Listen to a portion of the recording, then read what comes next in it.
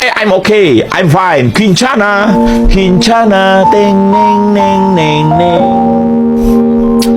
Ku menahan rasa sakit, rasa sakit. Few moments later.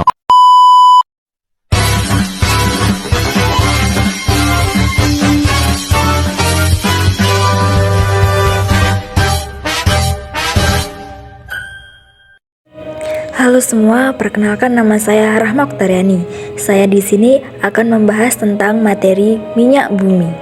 Pasti di antara kalian masih bertanya-tanya, apa sih itu minyak bumi dan bagaimana sih cara pengolahan minyak bumi? Nah, untuk mencari tahu itu semua, tonton video ini sampai akhir. Yang pertama adalah pengertian minyak bumi.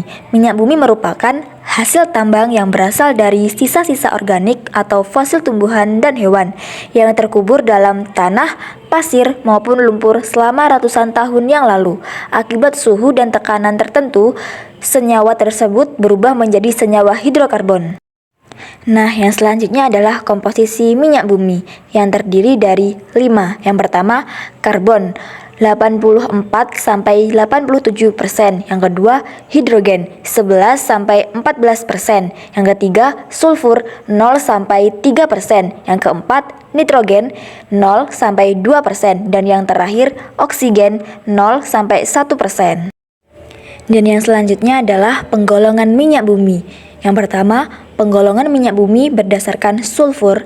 Yang kedua, penggolongan minyak bumi berdasarkan spesifik gravity. Dan yang ketiga, penggolongan minyak bumi berdasarkan komposisi hidrokarbon. Yang selanjutnya adalah proses pengolahan minyak bumi. Yang pertama, destilasi. Destilasi adalah proses pemisahan secara fisika komponen-komponen yang terdapat dalam suatu liquid hidrokarbon dengan menggunakan energi panas sebagai energi pemisah sehingga terjadi penguapan berdasarkan range titik didih. Komponen tersebut kemudian dilakukan pengembunan di titik embunnya. Yang kedua adalah cracking. Cracking adalah proses penyulingan minyak bumi di mana berat-berat molekul hidrokarbon dipecah menjadi molekul hidrokarbon. Cahaya oleh aplikasi panas dan tekanan dengan atau tanpa menggunakan katalis untuk mendapatkan berbagai produk bahan bakar. Yang ketiga adalah reforming. Reforming adalah proses yang dirancang untuk meningkatkan volume bensin yang dapat diproduksi dari 1 barel minyak mentah.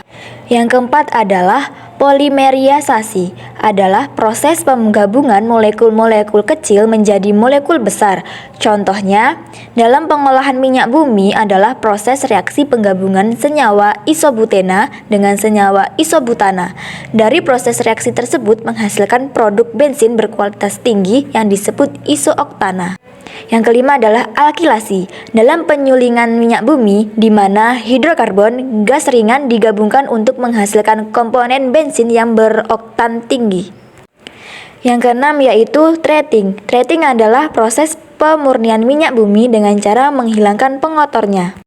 Yang terakhir adalah blending atau tahap akhir, yang merupakan proses yang dilakukan untuk meningkatkan kualitas produk siap pakai dengan cara menambahkan bahan-bahan aktif ke dalam fraksi minyak bumi. Dan yang terakhir adalah dampak terhadap lingkungan. Dampak yang terjadi akibat pembakaran minyak bumi. Yang pertama, pemanasan global. Yang kedua, terjadinya hujan asam. Yang ketiga, dampak buruk terhadap kesehatan manusia. Dan yang keempat, polusi udara. Cukup sekian pembahasan dari saya, semoga bisa bermanfaat untuk kita semua. Saya ucapkan terima kasih.